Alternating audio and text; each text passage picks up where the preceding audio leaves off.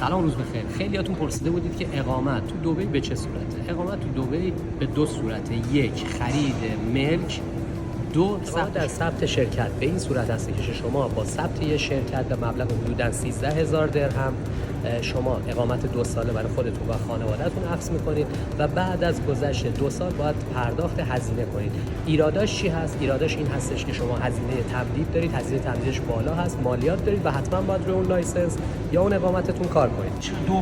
دومی خرید ملک. شما با 750,000 درهم به پول ایرانی چیزی نزدیک به 16 میلیارد امروز میشه.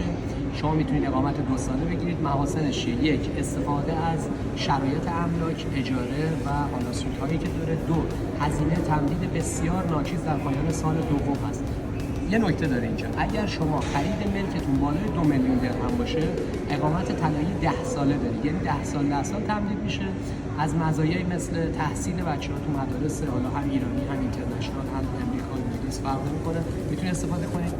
حساب بانکی و تمام مزایایی که تو این کشور هست قابل استفاده است. برای اخذ اقامت 2 ساله یا 10 ساله، چه از طریق ثبت شرکت چه از طریق خرید املاک، خوشحال میشم بتونم راهنماییتون کنم.